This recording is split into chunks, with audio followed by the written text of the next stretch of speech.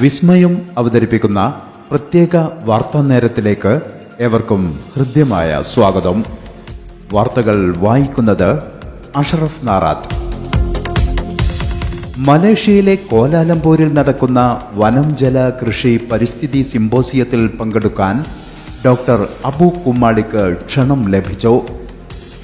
ജോർദാനിലെ Amman ആസ്ഥാനമായി പ്രവർത്തിക്കുന്ന ഇക്കോപീസാണ് symposium സംഘടിപ്പിക്കുന്നത്.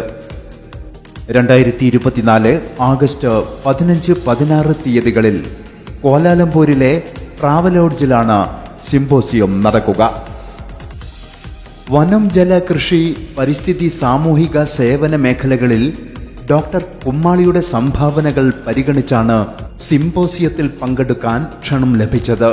നേരത്തെ ഇതേ മേഖലകളിലെ മികച്ച പ്രവർത്തനങ്ങൾ പരിഗണിച്ച് ഇദ്ദേഹത്തിന് ഇക്കോപീസ് പ്രശംസാപത്രം നൽകി ആദരിച്ചിരുന്നു.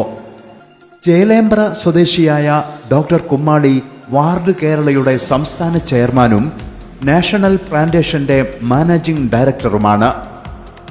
വനം ജല കൃഷി പരിസ്ഥിതി മേഖലകളിൽ മധ്യപൂർവേഷ്യൻ രാജ്യങ്ങളിലെ സാമൂഹ്യ ബോധവൽക്കരണ പ്രവർത്തനങ്ങളെ ഏകോപിപ്പിക്കുന്ന സംഘടനയാണ് ഇക്കോപീസ് മിഡിൽ ഈസ്റ്റ്.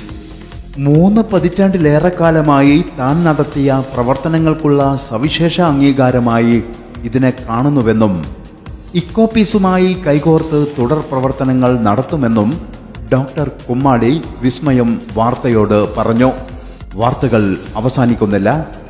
നിങ്ങളുടെ വാർത്തകൾ വേഗത്തിൽ ജനങ്ങളിലേക്ക് എത്തിക്കാൻ വിസ്മയം മാനേജിംഗ് ഡയറക്ടർ അബ്ദുറഹ്മാൻ കള്ളിത്തൊടിയുമായി ബന്ധപ്പെടുക.